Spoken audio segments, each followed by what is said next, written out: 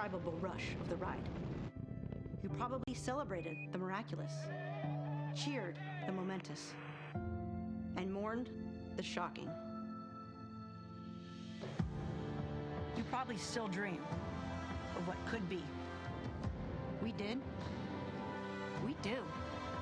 And while many thought we were through, no. We've been learning, we've been building, we've been training.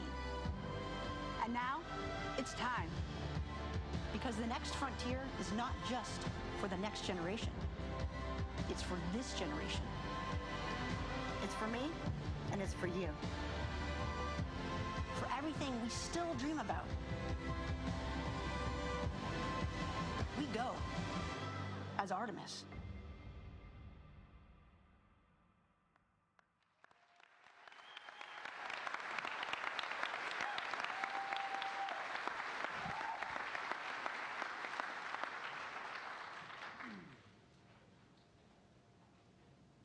Good morning. I'm Vanessa White, Deputy Director of NASA's Johnson Space Center. I'm excited to kick off the graduation celebration this morning. We have a great day ahead of us, and since this is our first gathering of 2020, I want to point out the tremendous and historic year that is ahead for Houston and our center. For the first time in 9 years, we will launch people from American soil. Yeah.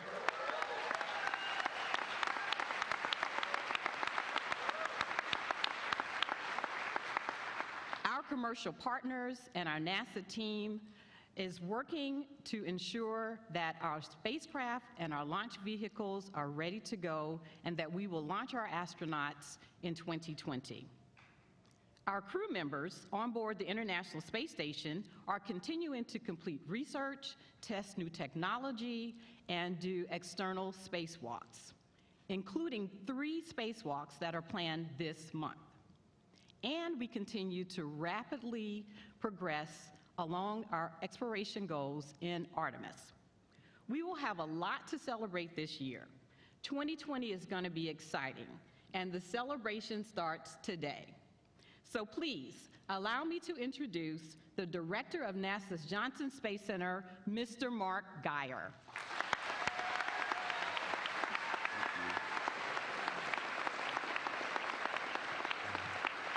Thank you.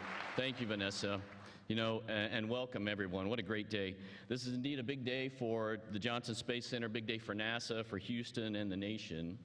Johnson Space Center has led the world in human spaceflight for more than 55 years, and these days we are busier than ever.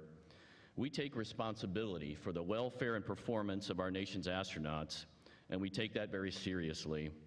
Through our work at JSC, American and international astronauts have been continuously working and living in space on the International Space Station for almost 20 years. And now we are preparing to send astronauts further into space than ever before. I would now like to recognize a few of our very distinguished guests joining us here today. I'd like to start with Senator Ted Cruz.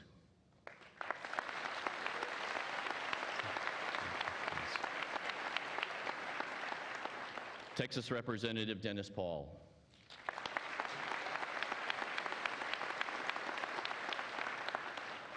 And then I would like to also, we have many representatives from offices of Congresswoman Sheila Jackson Lee, Congressman Michael McCall, Congressman Randy Weber, Congressman Brian Babin, Congresswoman Lizzie Fletcher, members of the City of Houston, and also officials from the White House Office of Science and Technology Policy. We also have representatives from the United States Marine Corps, United States Space Force, and the Royal Canadian Air Force. So thank you all for coming here and joining us today.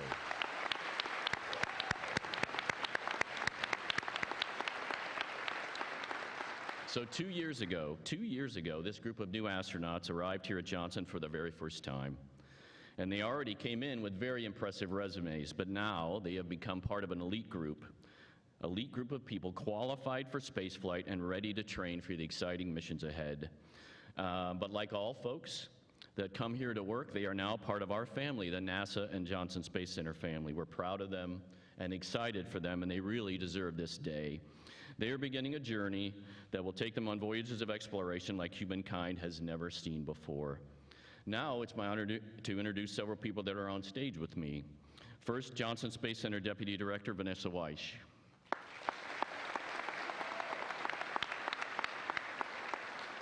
Chief of the NASA Astronaut Office, Pat Forrester.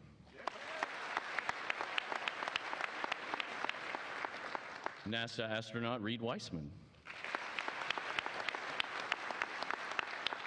And Canadian Space Agency astronaut Jeremy Hansen.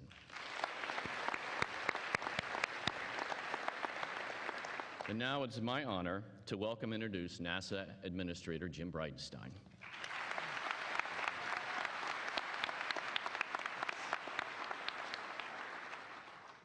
Well, thank you so much, Mark, and thank you for the amazing work you're doing here at the Johnson Space Center. I know just maybe a decade ago there was a lot of challenges happening as the space shuttle was being retired, as the Constellation program got canceled. But I can tell you, because of your hard work, Mark, and so many others, and of course bipartisan support in the House, bipartisan support in the Senate, NASA is making a significant comeback. Our budgets are going up, and Mark, you're doing all the right things to help this center be successful in that effort. So thank you, Mark.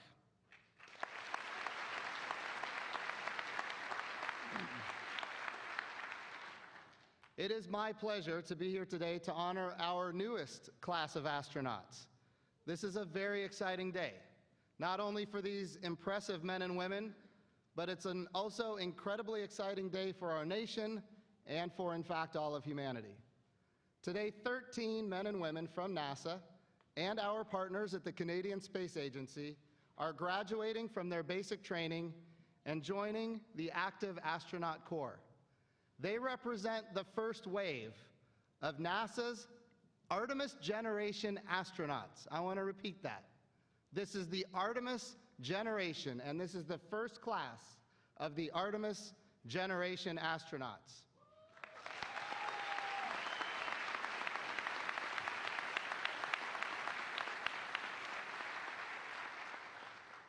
Artemis is a bold new vision in space exploration, uniting the international community.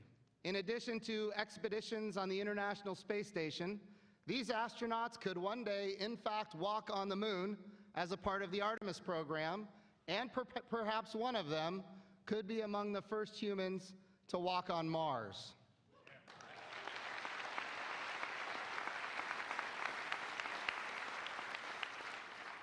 Their trailblazing triumphs will transform humanity's presence in our solar system and forever change life here on Earth.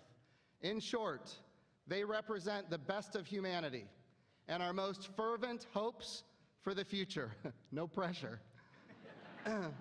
Without further ado, let's welcome the world's newest astronauts to the stage.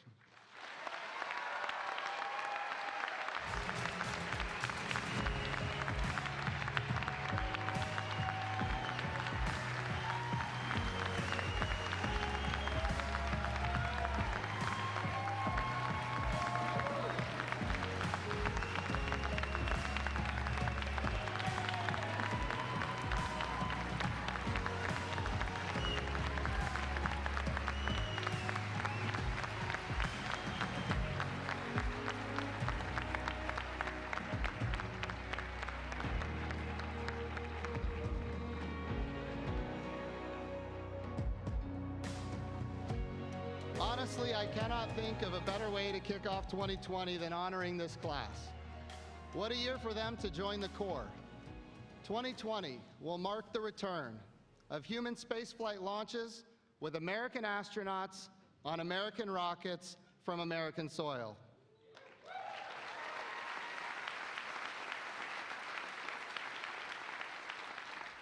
It will also be an important year of progress for our Artemis program, our mandate to return to the moon and to get ready for Mars. The title of astronaut has always carried a sense of sweeping excellence. This excellence is earned every day through a rare combination of meticulous effort. Our graduates today have demonstrated uncommon focus, uncommon commitment and dedication during the last 2 years of very intense training. Exploration is unforgiving and it's challenging. But these astronauts are prepared to propel humanity into the vast unknown, taking us farther than ever before.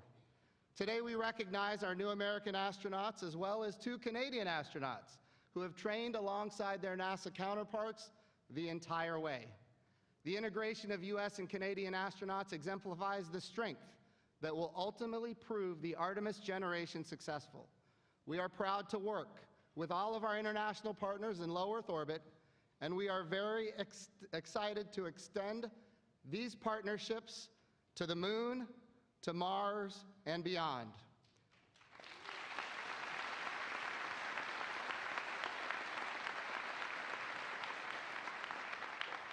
Interestingly, these astronauts here were selected from more than 18,000 applicants, the most that have ever applied to the space agency. And they come from many walks of life. And they are joined by their Canadian classmates. They are the best of the best. They are highly qualified and very diverse, and they represent all of America. By receiving their pins today, these astronauts are eligible for all kinds of missions in the future. We're talking about missions to the International Space Station on the Commercial Crew Program. We're talking about missions in the Artemis program to the Gateway. And we're talking about missions, no kidding, to the surface of the Moon.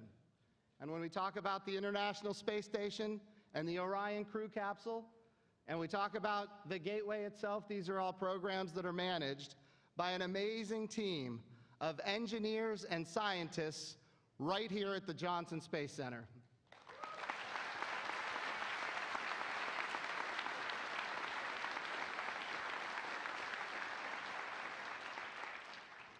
This is all made possible with significant increases to the agency's budget as a result of President Donald Trump's Moon to Mars space policy and bipartisan support in the House and Senate.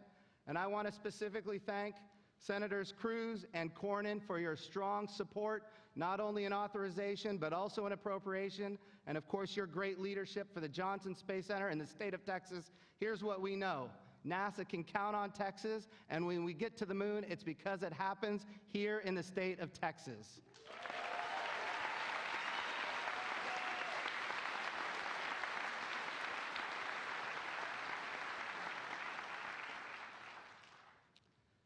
Now, I can tell you, I used to represent Oklahoma.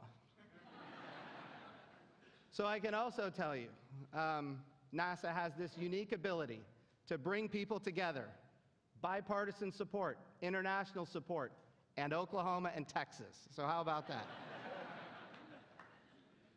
NASA knows it can always count on Texas.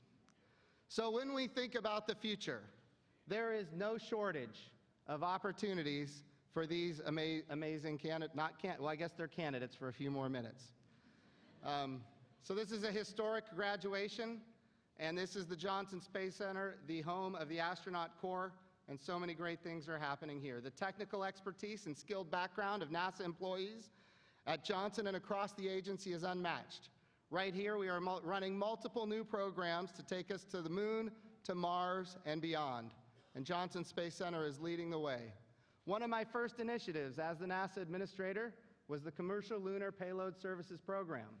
So not only are we going to the Moon with amazing astronauts, but we're going to the Moon robotically with scientific payloads. And those missions will start beginning as soon as early next year. NASA has also recruited numerous commercial and international partners to help propel us to a new era of human space exploration. We can expect even greater progress in 2020, and of course there is a whole lot more momentum coming in the years ahead. Remember this, in the year 2024, we are going to take not only the next man, but the first woman to the surface of the Moon by direction of the President of the United States.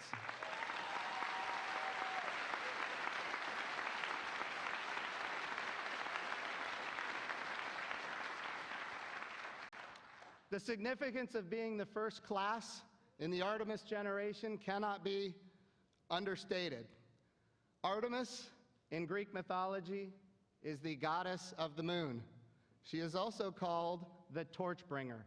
And we think about the light that you are going to bring not just to the United States of America, but to all of the world, we think about something absolutely significant and important.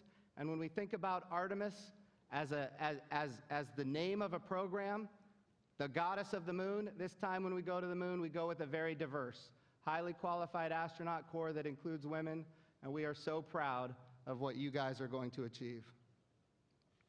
We will use the Gateway, our space station in lunar orbit, to give us access to more parts of the moon than ever before. The Gateway is, in fact, a space station around the moon. The Orion crew capsule, managed right here at Johnson, is how our astronauts are going to get to the moon, and of course, they're going to launch there on the SLS rocket, the most powerful rocket ever built, which, by the way, is now core stage complete. It is on a barge heading to the Stennis Space Center for green run testing. There is going to be fire and smoke coming out of the back end of that thing very soon, and I, as your NASA administrator, am very excited about finally seeing that happen.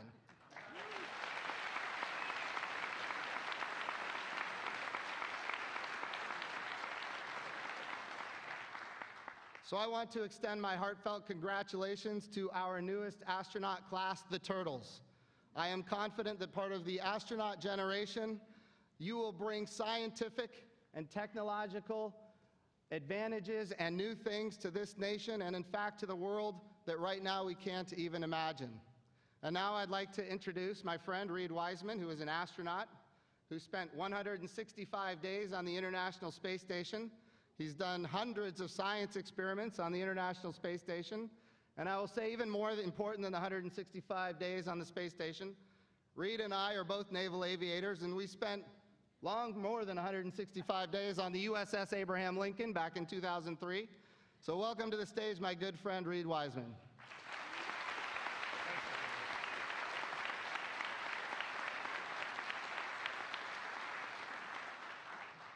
Thanks, Jim. I appreciate that. I don't really need to set the audience. This is a great day. There's a lot of motivation out there. There's a lot of love and support from the families of the Turtles.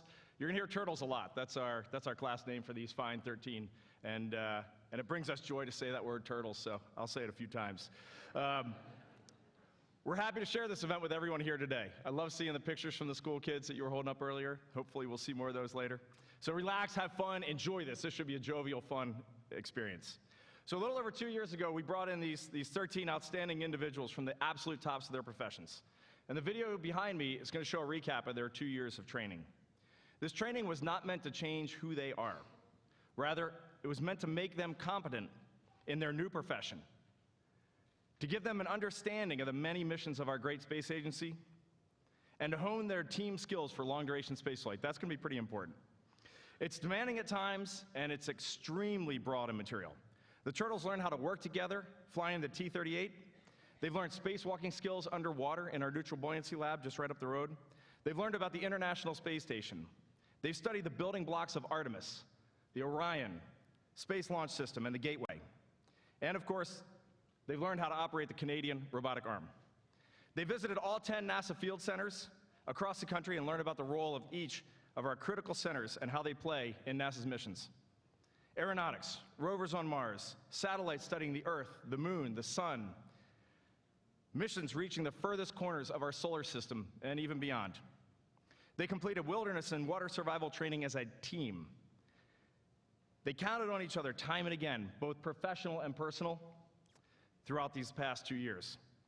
This foundation is going to prepare them for living and working in space, to be a part of the Artemis generation, and to contribute to our common goal of advancing humanity and continued research in low Earth orbit, a sustained presence on the moon, and then one day on Mars.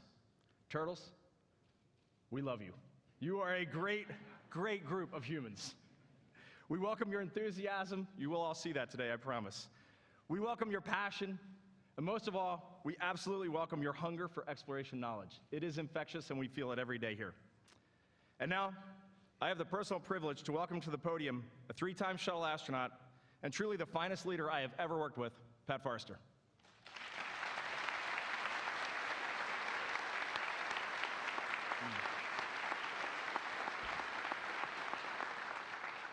Thanks, Reed. It is indeed an honor, and most days a joy to lead the astronaut corps. I know our focus today is on this group that's on the stage, but I can't go any farther without recognizing my colleagues, the astronauts that are here. You can identify them by their blue flight jackets because they're the ones that have carried this torch this far as we bring new people into the office. I will tell you that when we go out and share what it's like to fly in space with people, we love that. But that's just to share the experience through words, maybe sometimes some pictures or videos. But it is so much fun when we bring a new group into the astronaut office and we know we're going to be able to share those actual experiences with them as we see them go to space. It was probably just over 21 years ago when I was sitting in a seat just like that at my own graduation. And there were a lot of similarities to that period of time as there are now. We were kind of on the cusp of the next big thing, the International Space Station. And I remember there was no shortage of pictures, artist rendering of what this space station would look like all around the Johnson Space Center, in cubicles and above desks of most of the employees. And I remember looking at that picture and going, man, I don't know if we can really build this amazing thing in space. And now, 20 years later, we are celebrating the actual human presence on that space station for almost 20 years. And the reason I tell that story is because we are now on the cusp of something big with Artemis and going to the moon. And for some people, it may seem like it's something that can't be done, but I promise you that in 20 years, one of you is going to be standing up here telling of the adventures of going to the surface of the moon, of having those experiences and sharing those with the next generation. And I look forward to that. It really can happen if you just stay the course. Now, one of the things they wanted me to talk about was the pin that the turtles are going to receive today. It's got quite a history. All the way back into the early 60s with the original Mercury astronauts, they all had a pin. It was kind of a individual pin that just represented the Mercury astronauts. And then as we moved into Gemini and Apollo, it was decided, and we brought more people into the office, it was decided that we needed a pin that would represent everybody in the astronaut corps. And you can see a picture of it there. When we complete our training successfully, we get a silver pin. Once an astronaut has flown in space, that is exchanged for a gold pin. Now, just to give you a little history about that pin, it goes all the way back to, it's stayed relatively the same since 1963. There's one exception. I think people know Deke Slayton in the first class that was medically disqualified from flying, and he became the first chief of the astronaut office. After the Apollo 1 fire, the wives, the spouses of those astronauts decided to do something for him, and they gave him an astronaut pin, a gold pin representing the fact that, representing flown space flight. And in place of the star, or in the center of the star, was a diamond. And they flew it on Apollo 11 and then presented it to him. That's been the only exception since then of what the pins look like. I'll tell one other brief story, and it is with Apollo 12. Alan Bean had replaced C.C. Williams on that flight after C.C. Williams was killed in a T-38 accident. And he carried C.C. Williams' pin and his own to the surface of the moon, and he threw those in a crater before leaving. So I will tell you, if one of you are on the surface of the moon and you do find one of those pins, if you would leave it there, we would appreciate it. You'll get your own today.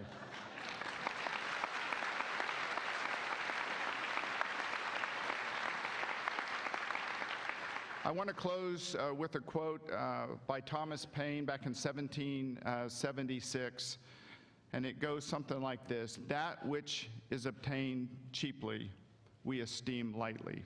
I hope when you receive your pin today, with everything you've done to earn it, that you esteem it greatly.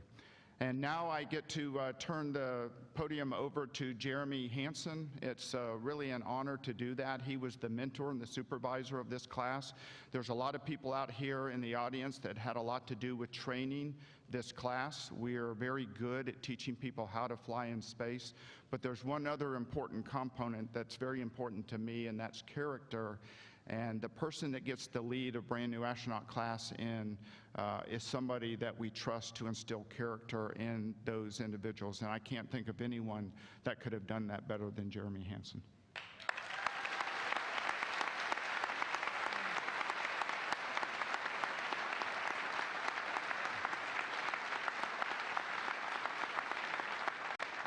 Thank you, Pat. Those are generous words indeed. Let me start this morning just by saying a few words on behalf of the Canadian Space Agency President Sylvain Laporte. He truly intended to be here today, but some travel complications prevented that. And I know he'd want me to start by welcoming all our Canadian Space Agency employees that are watching online right now. So thanks for joining us today. Je veux souhaiter bienvenue à tous les Canadiens qui nous joignent en ligne aujourd'hui. In fact, today we're continuing a long-standing tradition. So Josh and Jenny, our Canadian astronauts on the stage, are the 4th class that Canada has hired as astronauts.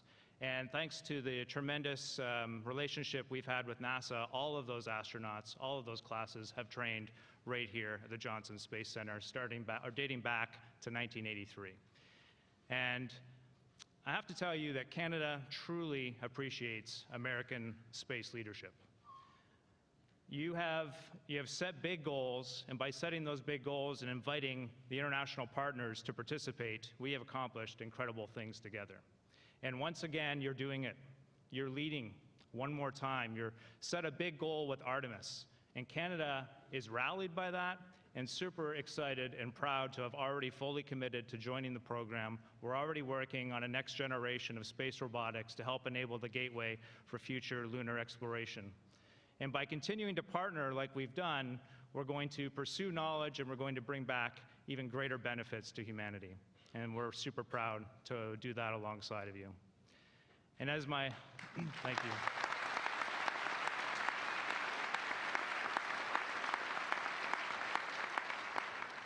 And in my role as class supervisor, I have to say it's been just an absolute honor. It's been a journey for me. These are my subordinates, my colleagues, and my friends. And I could speak at length about their dedication, their operational competence, their work ethic, but they just truly have excelled at everything we've asked them to do, and we have asked a lot, trust me, over the last 2.5 years. But what I think is most relevant to share with you today, especially for the youth who are watching, is how remarkable their work has been in the area of team skills. And it's already been mentioned a couple times today, but in my mind, that is their biggest accomplishment. I set out with the help of others to envision opportunities for them to really invest in themselves and to push themselves in those areas. And I have to tell you, I'm so proud because they took that vision, they embodied it, but then they blew right past it, well beyond it. And in the end, I ended up learning more from them than I ever intended to teach. And I think that is just an extraordinary compliment for the Turtles. We here in the space program, we truly value those team skills because we recognize that those high-performing teams are what enable us to get the job done in space. Whether astronauts are working with the ground teams that are making it all possible, or amongst themselves, trapped in a tin can in the vacuum of space. And I watch the Turtles truly dig into excellent communication skills where you're truly trying to understand the perspectives and the challenges of other people that you're working with, and then using all of that, being adaptive and creating solutions. And in the end, the Turtles have earned my absolute trust, and it would be nothing short of an honor to fly with absolutely any single one of them.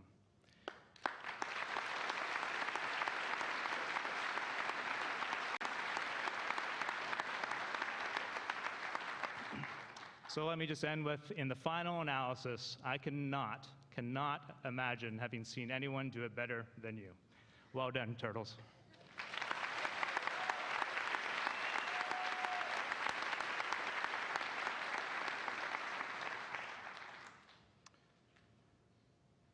I think it's time to begin the process of pinning these new astronauts. One pretty historic milestone that's not turtle related at all that I think is worth sharing just real briefly, and Pat just whispered it into my ear, how cool it is right now that Christina Cook on the International Space Station just yesterday went to 300 days in orbit on her.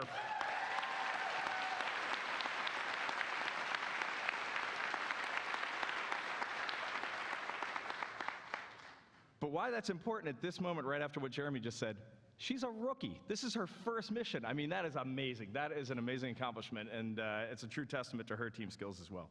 Okay, so let's start the pinning process. I'd like to welcome back to the stage Chief Astronaut Pat Forrester, from the Canadian Space Agency, Jeremy Hansen, our Administrator, Jim Bridenstine, our Center Director, Mark Geyer, and our Deputy Center Director, Vanessa Weish.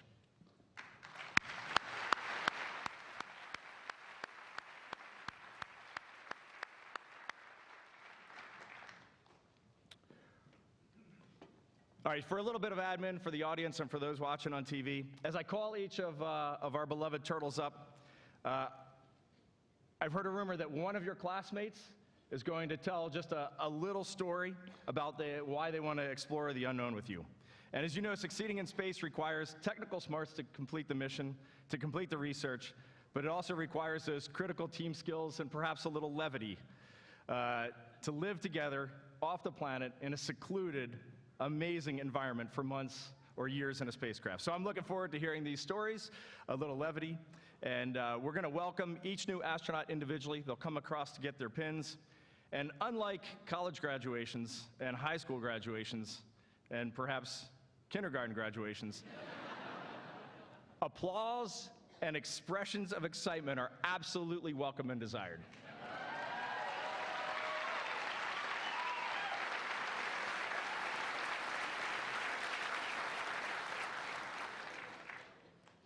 All right, NASA family and friends, our first astronaut, Kayla Barron.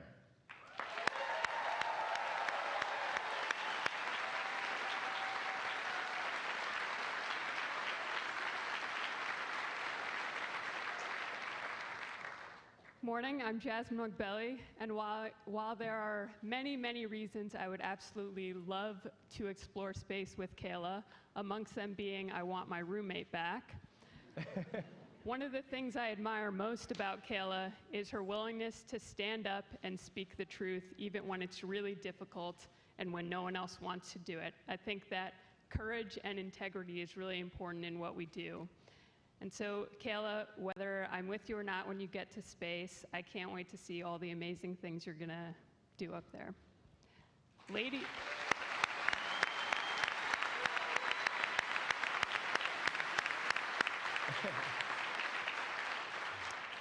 Ladies and gentlemen, our newest astronaut, Kayla Barron.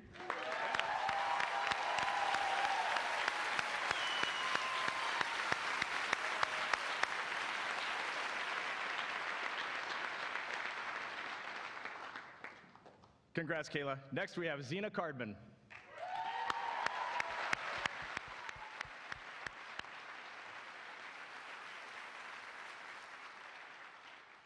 Good morning, I'm Jenny Seide-Gibbons, and Zena's technical ability and operational insight will ensure that she's a success no matter what mission she is on.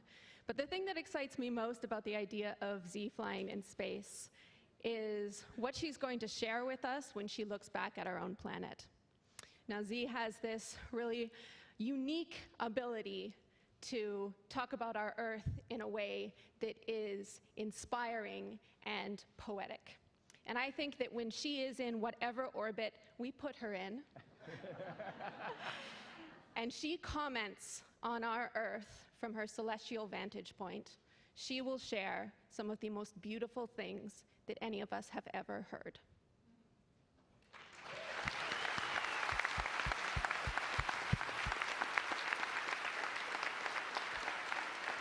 Ladies and gentlemen, our newest astronaut, Zena Cardman.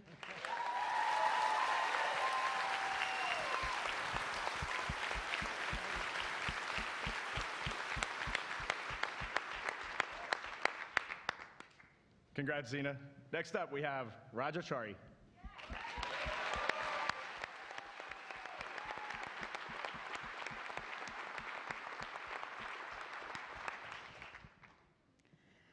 Jessica Watkins, and I would love to explore space with Raja because you can always count on him.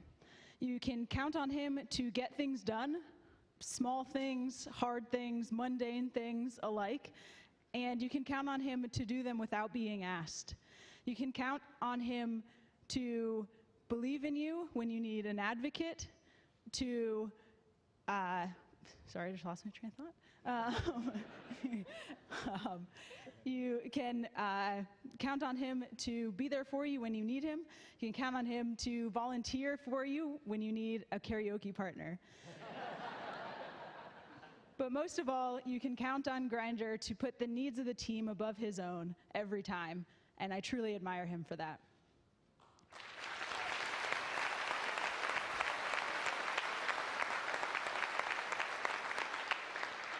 Ladies and gentlemen, our newest astronaut, Raja Chari.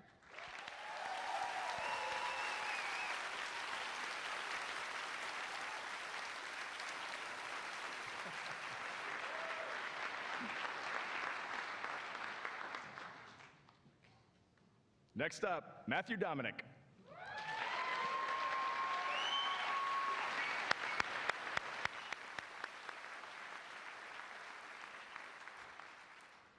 I'm Laurel O'Hara. Pojo brings a lot of energy to our team. He is always looking for ways to make things better for all of us, and he is always definitely 100% in anything he does. He's the kind of person who, when his car breaks, gives it to two arguably novice mechanic friends just to give us the experience of working on it. Pojo, you're a good friend, and you make training fun.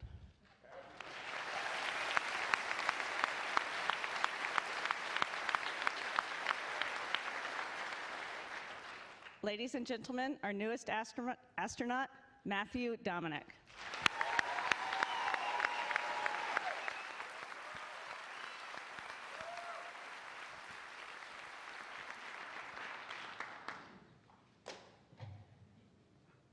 I'll let their hands calm down for a second. Bob Hines.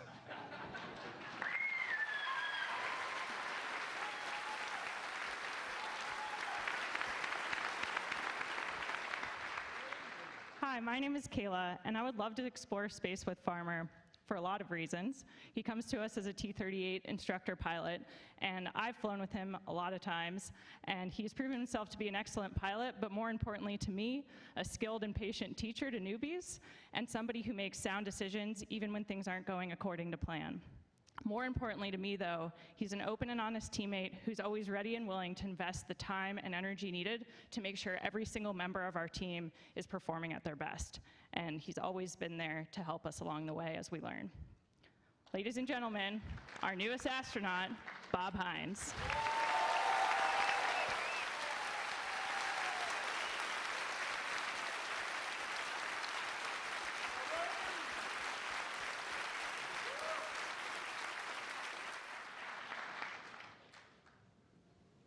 Warren Hoberg.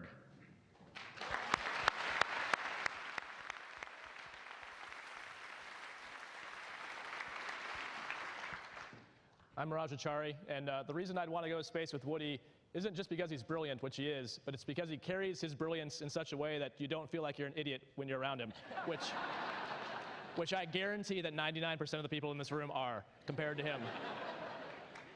The other great thing about Woody is he applies that brilliance across all phases of his life, whether it's in the outdoors, where he basically saved half our class from getting severe hypothermia like it was no big deal, and then on his very first space station sim, nonchalantly directed the whole team through an emergency response like he'd done it 100 times. So I can't wait to be assigned with you, Woody. And ladies and gentlemen, our next newest astronaut, Woody Hoberg.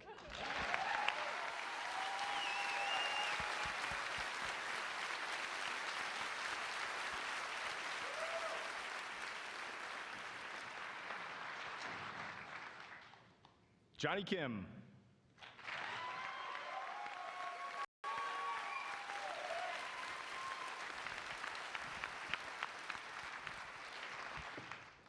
Good morning, everyone. I'm Joshua Kutrick of Canada. And as I was thinking about Johnny, it occurred to me that as a child, dreaming about how a NASA astronaut might live their life out, I think I was probably thinking of Johnny. To me, he is the perfect manifestation of service above self, of service to one's country, of service to the operational mission.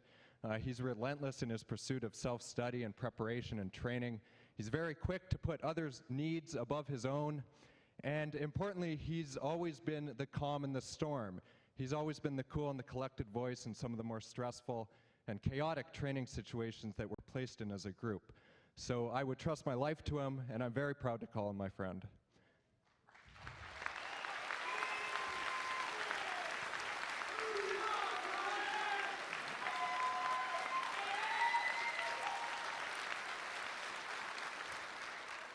Ladies and gentlemen, the newest NASA astronaut, Jonathan Kim.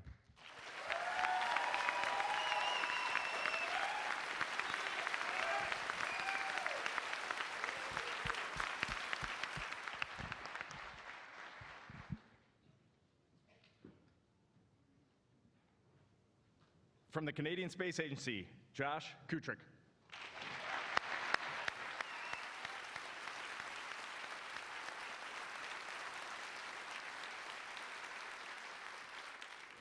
I'm Zena Cardman. Josh was my first and most frequent partner in spacewalk training, and in that, as in all of our training, he makes it look easy with a calm competence.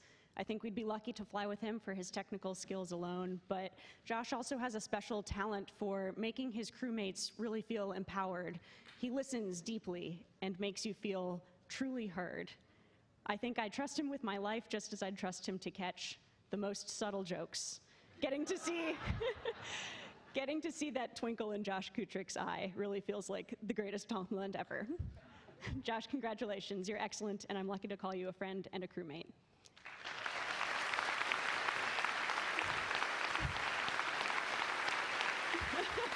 Ladies and gentlemen, our newest astronaut, Josh Kutrick.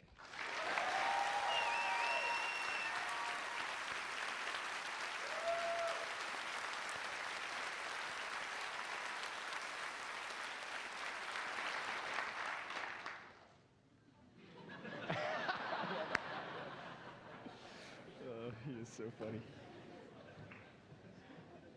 Jasmine Mogbelli.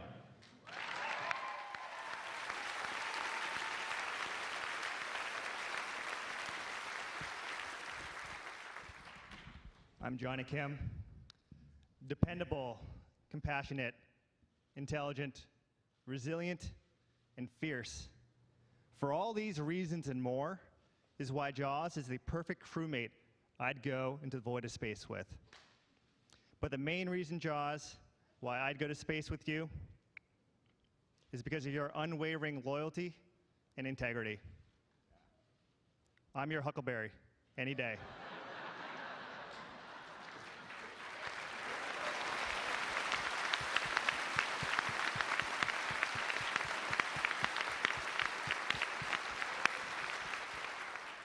Ladies and gentlemen, your newest astronaut, Jasmine Mogbelli.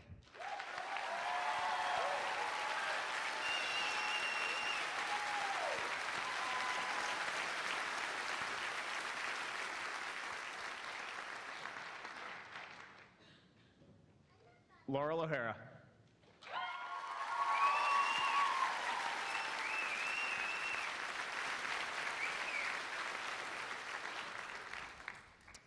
I'm Frank Rubio, and I would love to go to space with Laurel. I've been fortunate enough to do some really tough training with her, and I can tell you that she is incredibly smart. She is strong, tough as nails, and she can run any of us into the ground. Intellectually and physically, she's as good as it gets. But what you really need to know about Laurel is that she's kind, she's caring, and she laughs and smiles very easily. She has a heart of gold, and she's an incredible teammate. Ladies and gentlemen, your newest astronaut, Laurel O'Hara.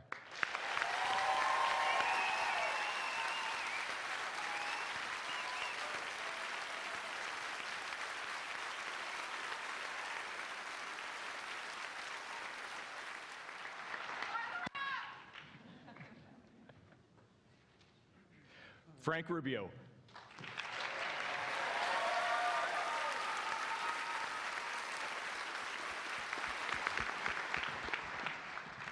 My name is Bob Hines.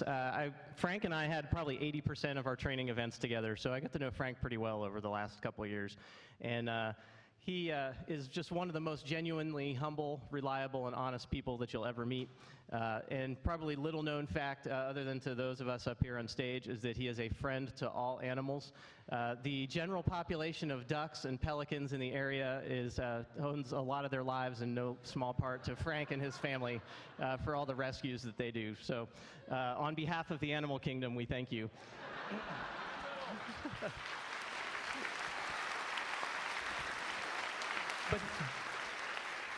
But Frank is truly a wonderful person. He is a great American, an even better human being, and he's going to make an awesome astronaut. And I really look forward and hope I get the chance to go to space with him one day.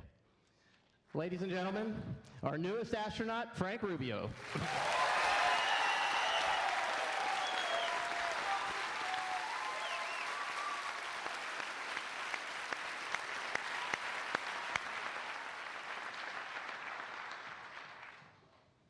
From the Canadian Space Agency, Jenny Seide Gibbons.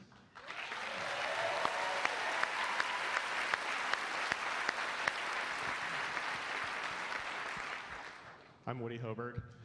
I would love to go to space with Jenny because she has this infectious curiosity about the world around her. I have so many fond memories from trips with Jenny and our engineering discussions, whether it's looking at a rocket and wondering, why is that beam there? Or standing in an ice cream line calculating vortex shedding frequency, or just really seeing the optimism in all the small things in life. Jenny is an outrageously effective crew member. She's outrageously smart. She's outrageously fun to be around, and she's just going to be a fantastic crewmate. Ladies and gentlemen, our newest astronaut, Jenny Seide Gibbons.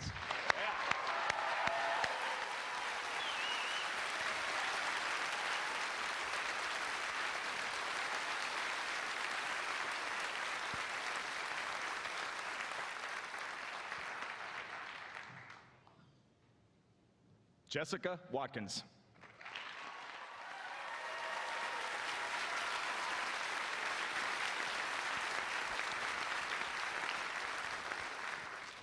I'm Matthew Dominic.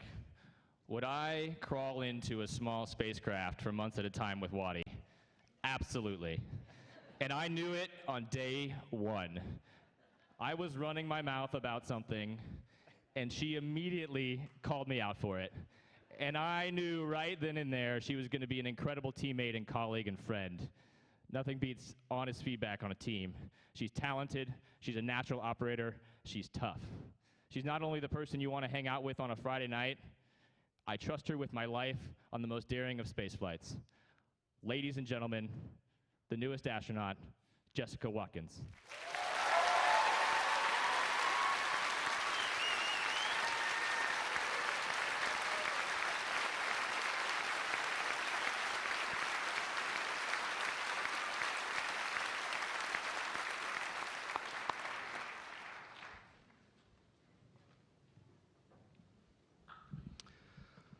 Ladies and gentlemen, one last applause for our newest astronaut class.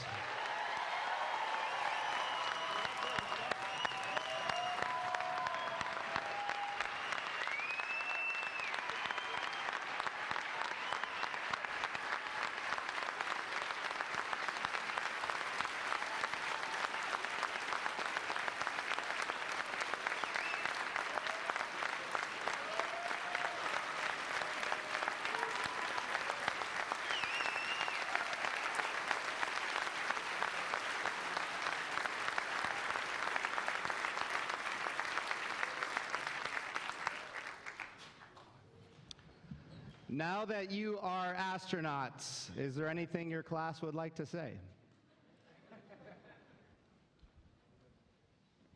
Sure, so there's been a lot of clapping for us today, but we wanted to make sure on behalf of the Turtles that we clap for those who really deserved it.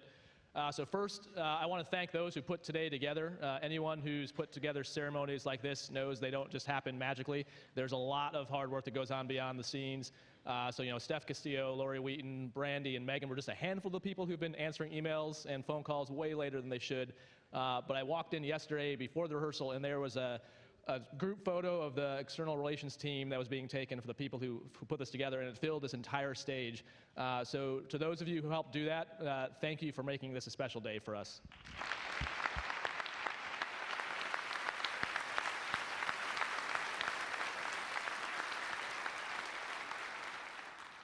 Next, I want to thank the instructors.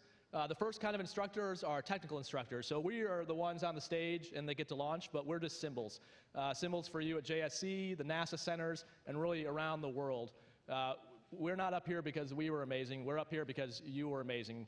There's not a fastener that gets turned on the station without you, a flight in the T-38 that happens without you, a spacewalk that doesn't happen with years of training in the NBL without you, or even conversations in Russian, which are frustratingly difficult, without you. So if you are one of the folks that instructed, taught, or interacted with us in this past 2.5 years, if you could please stand up so we can recognize you.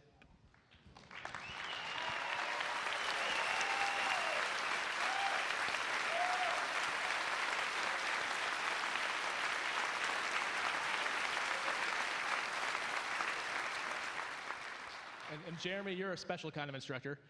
You're in a friendly way.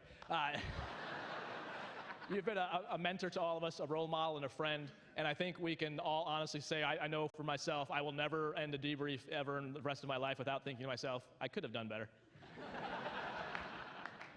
And finally, and most importantly, the other kind of instructors that we have are life instructors. And so for all the folks here in the family section in the red seats and those watching at home, actually if the folks in the red section want to stand up so we can talk about you, that's you in this area.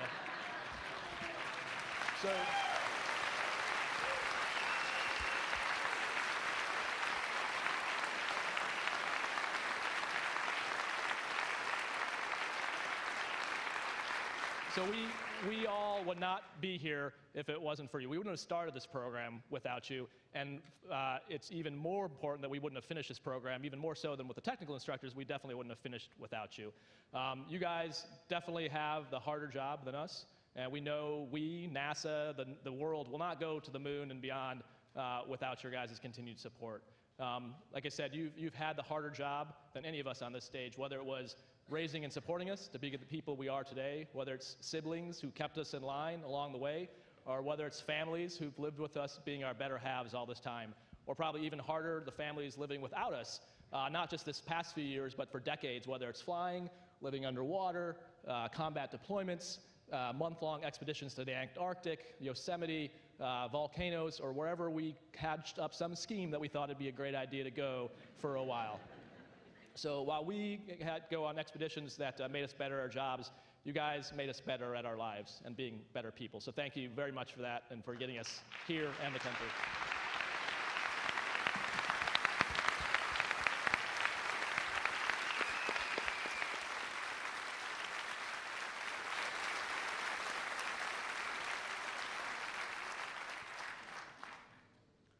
So we now have a very special message from some folks that were not able to be with us here today. So let's roll the message.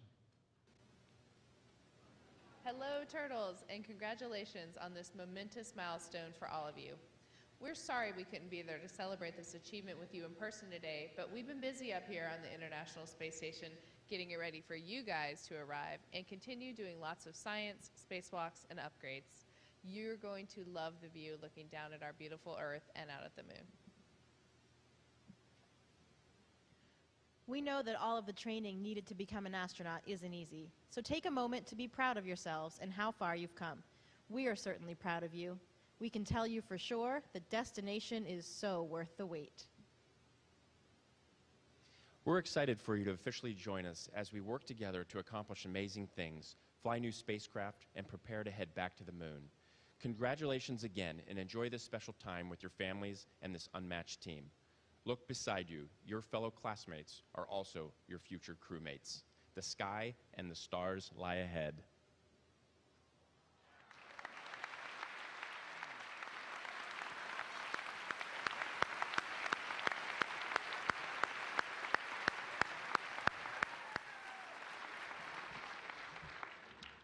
We also have two very special guests with us here today, two people that are critically important to the success of NASA, the success of the Johnson Space Center in Texas. We're thrilled that they're here with us, Senators Cornyn and Cruz, and we're going to give them an opportunity to come up and say a few words. We'll start with Senator Cornyn. I just want to say thank you for your leadership on appropriations and authorization. I also want to thank you for the Advancing Human Spaceflight Act, which is bipartisan, introduced last year, and it is focused on improving and benefiting the International Space Station and, of course, human space suits. And, of course, human space suits are managed where? Right here at the Johnson Space Center. Senator Cornyn, come on up.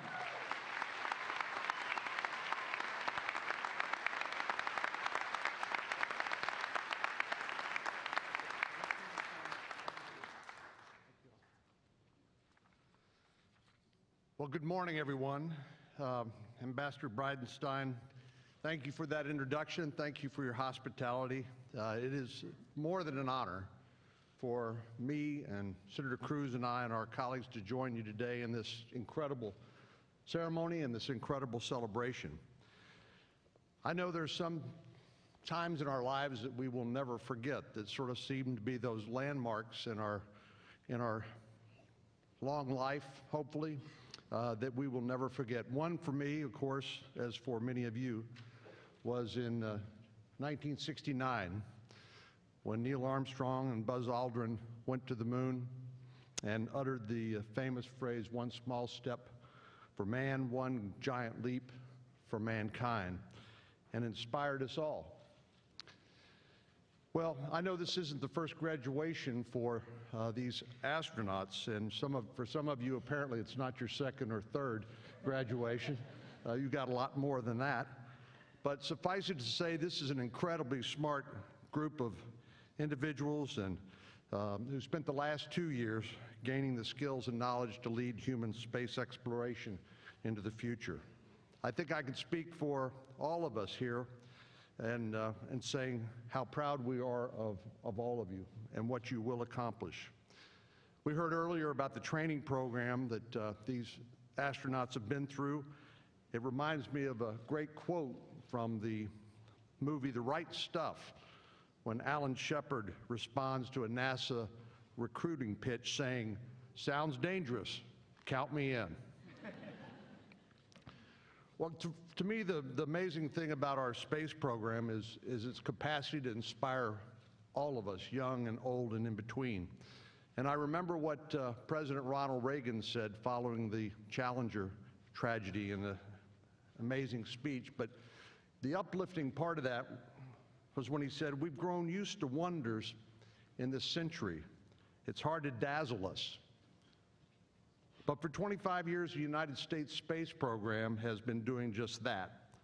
We've grown used to the idea of space, and perhaps we forget that we've only just begun. We are all still pioneers. Well, I know these astronauts share that same conviction and enthusiasm. And I think the excitement we're all feeling today is only matched by our high expectations for all of them. And Minister Bridenstine, everybody here at the Johnson Space Center, and of course to the President Trump and Vice President Pence, none of them have been shy about pointing to the stars and setting lofty goals for America's space exploration program, and the Artemis program is just part of that. Folks used to tell kids when I was growing up, reach for the moon. But that's not the objective anymore. Now we've got to revise it to reach for Mars, because that's what our space program is doing, and there's a good chance that at least one of you will take us there. Just as your predecessors have done before you, each of you will help fill the pages of history with human achievements in space. For generations, the United States has been the world leader in space exploration, and the Johnson Space Center will always be the heart and the home of human spaceflight. After all, the first words spoken on the moon's surface was Houston. This is where you'll find thousands of dedicated public servants and contractors willing to do the work to get our astronauts into space, and most importantly, to bring them home safely. I'm in absolute awe of the work being done by the folks here at Johnson Space Center every day, and the commitment to maintaining our place in the forefront of human space exploration. This community makes our nation proud and inspires millions of young students like those here today among us to know that the impossible can be possible. The 50th anniversary of the Apollo 11 mission last summer was a reminder of just how far our space missions have come since that first small step. And Buzz Aldrin is still around telling us all about it 50 years later. The fact that we've just heard from colleagues of yours who are orbiting 220 miles above us in the International Space Station is proof of that. I have no doubt that these newly minted astronauts in front of us are going to accomplish some incredible things so that our children, our grandchildren, and maybe even our great-grandkids will have a lot more to celebrate in the next 50 years. Once again, congratulations, astronauts, and Godspeed.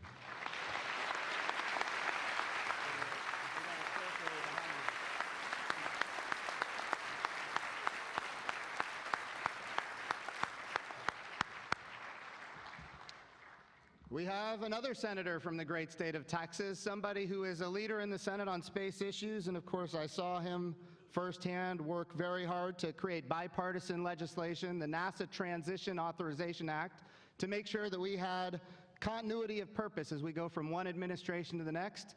And of course, he's also the chairman of the Space Subcommittee in the Senate. I would also say he has a very personal connection to NASA, and maybe even before NASA existed. His mother was, in fact, working at the time for the Smithsonian Institute as a human calculator when Sputnik got launched. And she was responsible for making sure the United States of America knew what this little thing was doing out in space. Even better than that, his mom is a mighty rice owl. I'm a little biased, hoot. Senator Ted Cruz.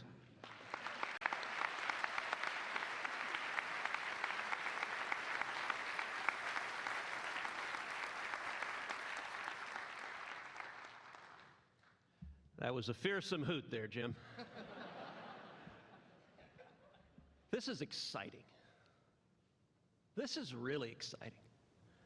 Look, I was here 2 years ago when the Turtles started, when y'all were first announced, when you were beginning the training. I remember visiting with each of you when you were getting started to be the first Artemis class.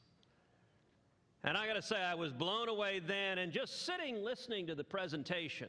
You know, there's a technical term for these men and women, and that's badass.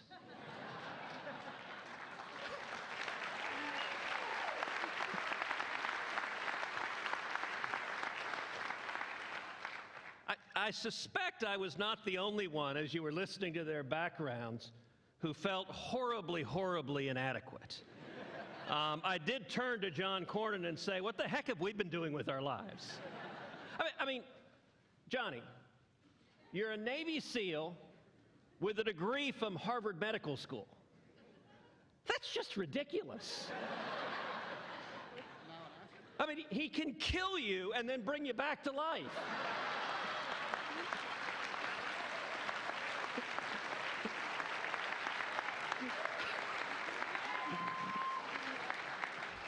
And do it all in space. You know, there are a lot of young people who are here, who are watching at home. And you think about when young people envision, what do I want to do in life? You get kids sitting around, and some may say, I want to be a fireman. Others might say, I want to be a doctor. I want to be a scientist. I want to be a ballerina. I want to be a superhero. And the answer that trumps all of those is I want to be an astronaut. Because these guys with these training, they're going to have to do every bit of that. Every one of those, whether it is dancing in space in a spacewalk, dealing with a disaster, which unfortunately in the harsh realities of space, disaster is one of the things you count on, potentially saving the lives of your crew members. Think how many of them, when talking about their colleagues, said, I would trust my life to them. In most walks of life, you don't have to worry about that too much. In most jobs, look, frankly, the Senate, the only thing I have to worry about is someone giving me a paper cut. But for these guys, trusting your life to the men and women next to you is exactly what they're doing. And I have to say, these men and women embody the hopes and future. Think about little boys, little girls, going back from the dawn of time. Before we had airplanes, before we had automobiles, before we discovered the wheel, before we discovered fire, little boys, little girls stared up at the sky, looked at the stars, looked at the moon, said, "What's out there? Who's out there? What is in the great beyond?" That's what these men and women are charged with. It's almost like you could reach out and touch the moon. By the way, your toys are a lot better than just about all the rest of ours.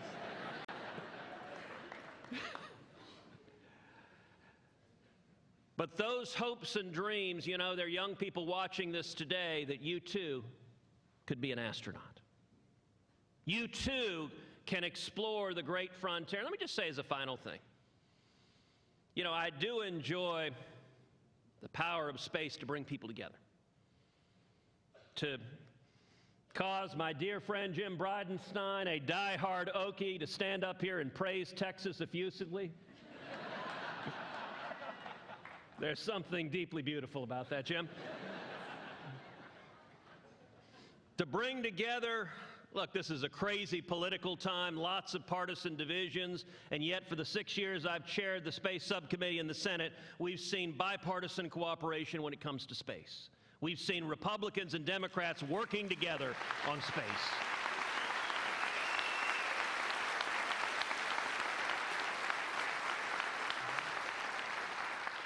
And I want to say where we are right now, my hometown of Houston, all of Texas, but especially Houston, has a special and a deep connection to space. It was just a few miles away at Rice University where John F. Kennedy stood and promised, within a decade, we will send a man to the moon and bring him back safely. By the way, Kennedy, in that same speech, he said, why do we do so? We do so for the same reason that Rice plays Texas. Not because it is easy, but because it is hard. You look at the city of Houston, our sports teams celebrate space. We have the Rockets, we have the Astros. As John mentioned, one of the very first words said on the surface of the moon was Houston, the eagle has landed. And what I'm so excited going forward with Artemis is that when the next astronaut lands on the moon, maybe one of these men and women, and by the way, as the father of 2 daughters, I could not be more excited that we will land a woman on the moon and bring her home safely.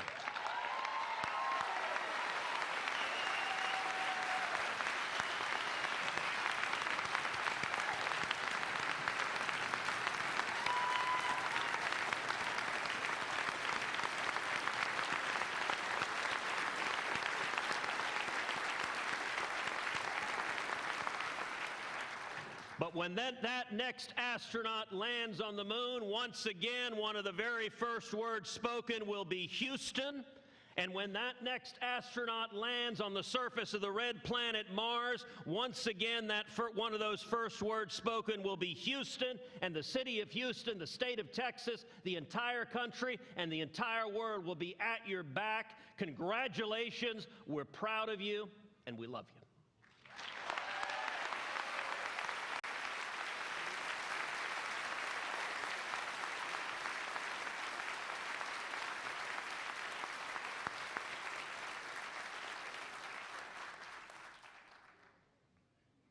Okay, why does Rice play Texas?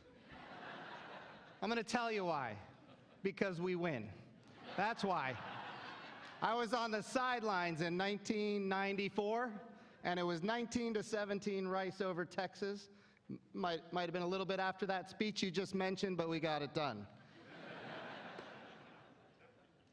Okay, so we are joined here today with about 100 students from the area.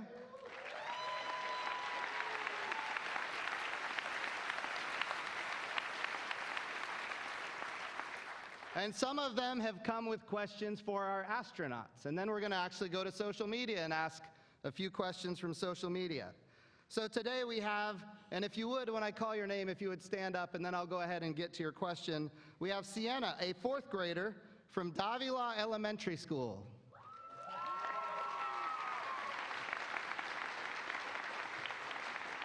We have Derek, a 4th grader from Wesley Elementary School.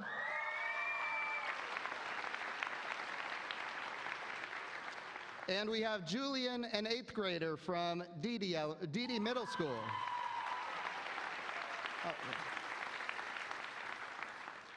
Okay, so the question from Sienna, 4th grader from Davila Elementary School. Number 1, she says, congrats to NASA on the first all-female spacewalk. How do the new women astronauts here today feel about that momentous occasion? And what are you most looking forward to about going into space in the future?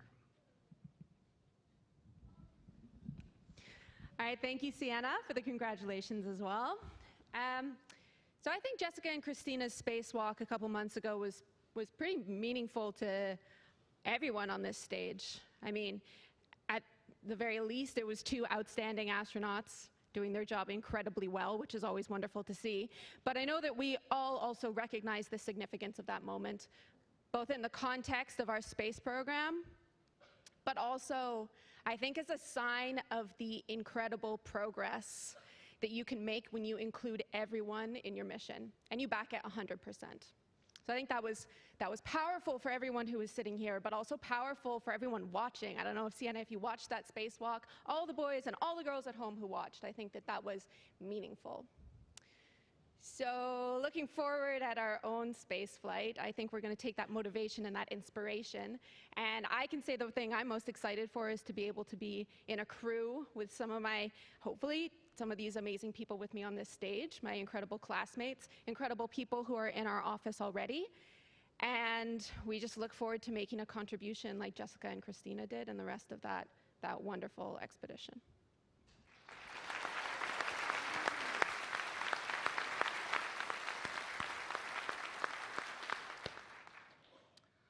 Derek, a 4th grader from Wesley Elementary School, asks, how long will astronauts be on the surface of the moon during the Artemis missions? Derek, I'm Matt, and I really like that question because I think you'll find the answer really cool. Artemis is going to stay.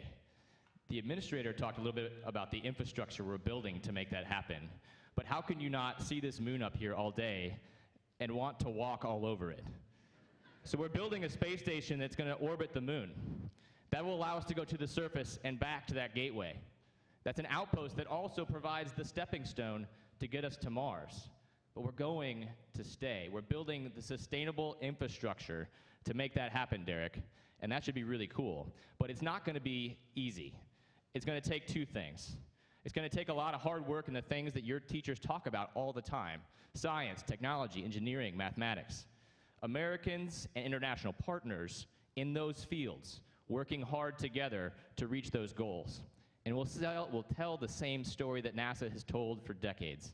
When we work hard, we achieve new heights and new goals. We develop new solutions, new technologies for everyone on Earth. And the second part is we need the resources. And we make a really cool team when we put these 2 things together.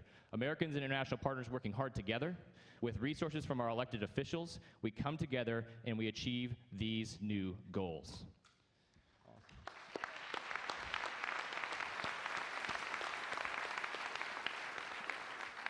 I'm getting goosebumps thinking about walking around on this thing. But Derek, this is exciting for you. This is exciting for you because if I stood up here right now and told you we were only going to go for a couple days, you're in 4th grade and you'd miss it.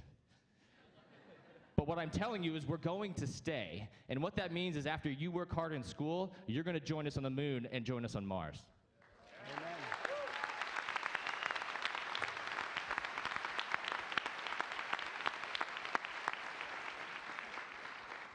Matthew, you just became not just one of our newest astronauts, but you're also now our TV personality. Julian, 8th grade, Dee Dee Middle School wants to know, was there ever a time you doubted yourselves? Take that one. Is there ever a time you doubted yourselves? And if you say no, well, Matthew probably would say no. Nobody else would say no. And if so, how did you overcome it? Hi, Julian. I'm Johnny, and I'd love to answer that question. It's a great one. Everyone standing before you today on this stage has had self-doubt. It is very human to doubt yourself. The greatest self-doubt I had was when I showed up to SEAL training, and I didn't know if I had what it took to become a Navy SEAL. But because of my teammates, we made it through. And that opened up my eyes that you, Julian, everyone in this auditorium, everyone watching, is capable of so much more than they think they are. So when we showed up here, we all had our doubts. But we knew we had each other, the support of our friends, our families, our teachers, and that's why we're standing before you today.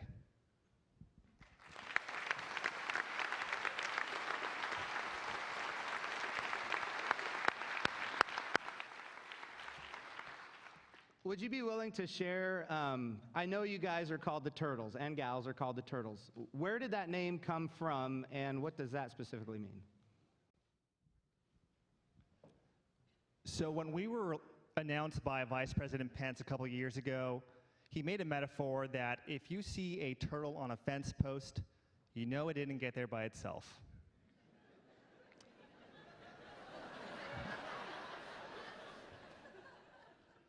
And that's what we are here today. Every person on stage here is a symbol of all the love and support that we've had from our friends, our mentors, our teachers. We wouldn't be here without all that love and support. So thank you.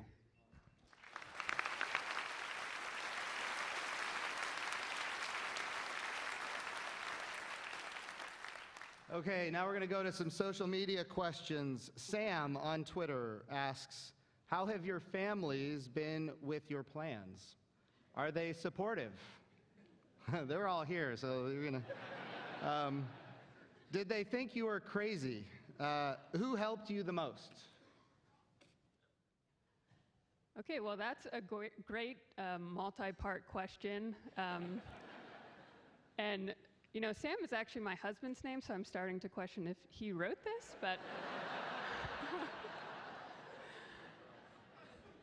So, you know, Johnny actually just talked about our name, the Turtles, and while behind the scenes it incites a lot of jokes about us being slow, it is really about all those people who support us. For me personally, my parents, my dad's here today, my mom's watching on TV.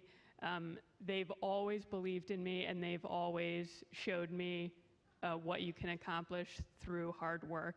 And for me, having my parents believe I could do something, that convinced me. I was like, well, if they think I can do it, I can do it. And I think it was so important. Now, were there ever people that doubted me? Absolutely, there were. You know, when I decided to join the Marine Corps, after graduating from MIT, now in a post-September 11 world, did my parents think I was crazy? Yes, I'm pretty sure they did. But once I joined, they gave me absolute support. Support from my brother came in a slightly different form of, you know, giving me a little grief anytime he didn't think I was living up to my potential or doing my hardest. And then, you know, I mentioned my husband Sam. I haven't even been married 3 months, but I can't tell you in that 3 months and the time we've been together how much of a force multiplier he's been at home. And it's because of that that I'm here today, and I think everyone feels similarly. But that being said, there will always be people out there that doubt you. You know, when I was a 6th grader and said I was going to become an astronaut, do you think everyone was like, yep, she's going to become an astronaut? Probably not. Probably not. So at the end of the day, you have to believe that you're doing what you love doing, and that will be enough to get you through. You're going to fail at some point, but just keep going.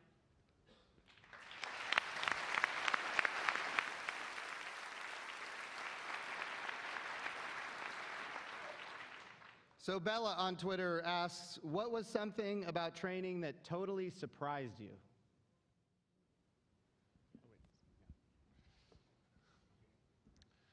So Bella, that's a great question. I'm Woody Hoberg. I think one thing that I didn't fully appreciate until I arrived here at Johnson was just all of the cool things that we're doing in space every day. We've been operating and living on the International Space Station for almost 20 years now. And for most of the students, some or not, for all, probably all of the students in the audience, that means that there has not been a day in your life when we have not had men and women living and working in space. I think that's just...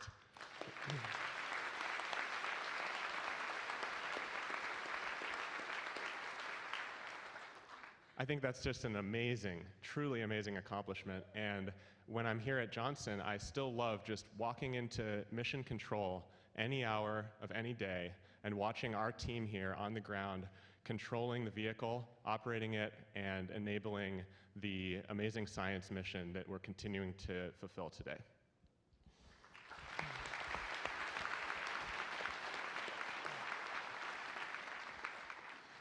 Ellie's question on Twitter, what thing did you do during astronaut school that a 6-year-old like me might have thought was impossible? I'm Bob Hines, and Ellie, that's a great question. I would say the entire thing. I think other than Jaws maybe, every single one of us would look at the fact that we're on the stage back when we were 6 years old as potentially being impossible. Back when I was 6, that was a long time ago, but I had just turned 6 when the first space shuttle launch happened, and I remember watching that, and that being my first thing that really got me interested in space, and it just seemed so big. And I've told this before, that if anyone ever told me what I wanted, or asked me what I wanted to be when I was young, it was always a pilot, because being an astronaut was not even on the table for me for exactly that reason.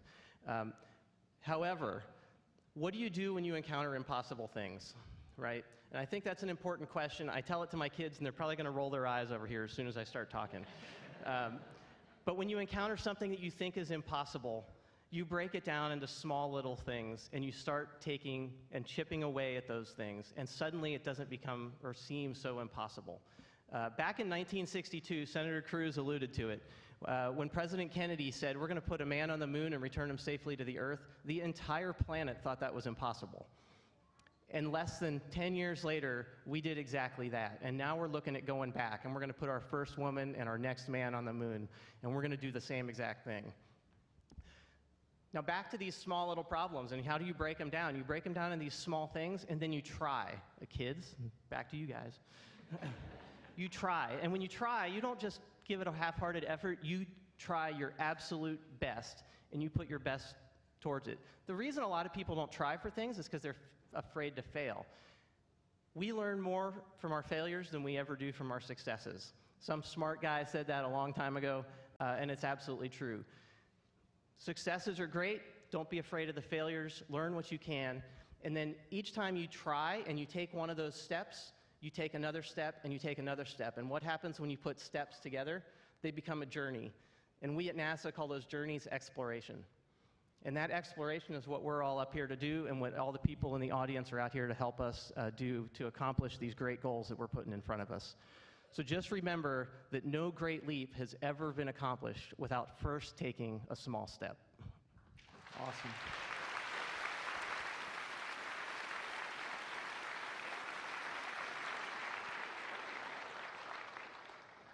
Bob, you made a great point about 1962 and the audacious goal that was set before the nation.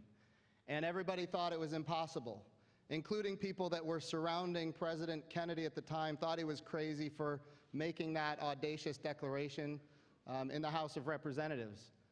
But here's the thing we have today that we didn't have in 1962. Number one, we've got the Johnson Space Center.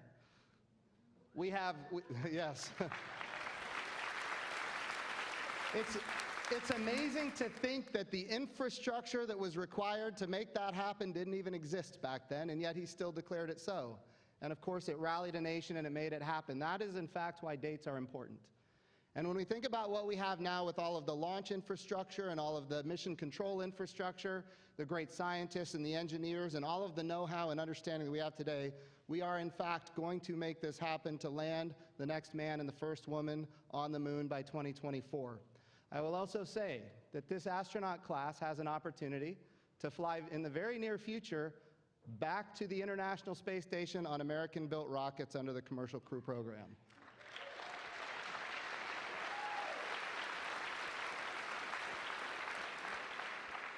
So we think about Commercial Crew, we think about the SLS system, the Orion Crew Capsule, the Gateway, and now for the first time since the 1960s, we have funded a human landing system to get from the orbit around the moon down to the surface of the moon to the tune of $600 million.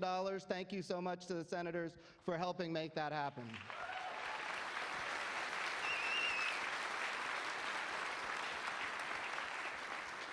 And all of that environmental control, life support system capability, the human-to-machine interface, and your input on those systems. In fact, you guys are going to be involved in helping design those systems. And we are grateful for your service, and that all that work on those programs will be done right here at the Johnson Space Center. Know this, we have a lot under development. We have more under development right now at NASA than at any point in NASA's history. And that gives you, number one, a lot of opportunity. And it gives us a lot of responsibility. And of course, our goal, and I'm saying this for the families, we have one highest priority that is over every other priority, and that is your safety. We are going to build the absolute best, absolute safest capability with the support from our legislators to make sure that not only you go to the moon or to the International Space Station, and maybe one of you will go to Mars, but you come home safely, because that is the ultimate objective. We care about you, we love you. To think about what you're about to do to inspire this nation, to inspire these young folks, it is astonishing. And we think about the people that came before you. You know, we think about, I'll tell you, my first memory of something significant that happened in space, I was in 5th grade, and Mrs. Powers came in, and she was crying because of the Challenger incident. And they rolled in the TVs, and we all watched with astonishment. But here's the thing. I'm the first NASA administrator in history that wasn't alive when we put Neil Armstrong and Buzz Aldrin on the moon. That is a failure of this nation. And we cannot let another generation go by where we don't have people living and working on another world. I want people to remember exactly where they were, as I remember exactly where I was.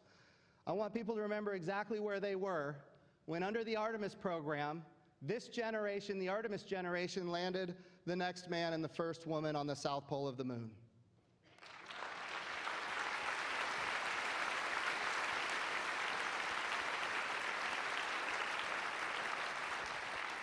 Ladies and gentlemen, if today hasn't inspired you enough, I want you to know this.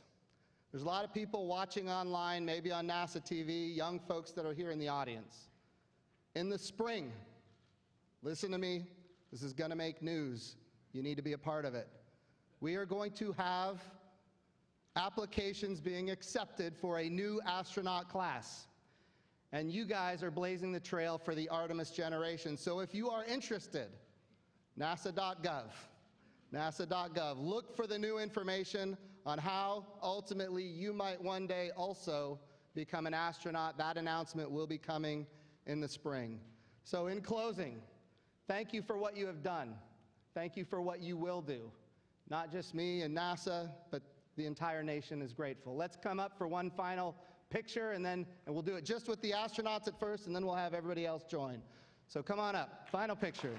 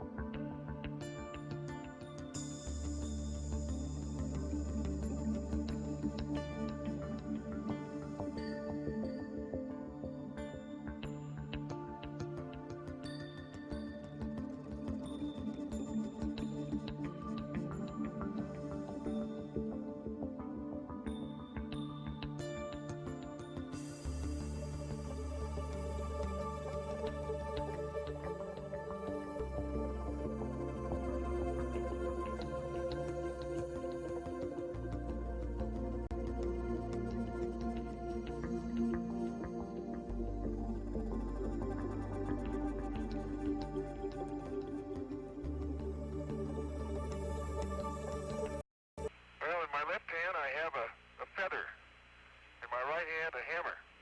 And I guess one of the reasons we got here today was because of a gentleman named Galileo a long time ago who made a rather significant discovery about falling objects in gravity fields. And we thought that where would be a better place to confirm his findings than on the moon. And so we thought we'd try it here for you. The feather happens to be appropriately a falcon feather for our falcon. And I'll drop the two of them here, and hopefully they'll hit the ground at the same time.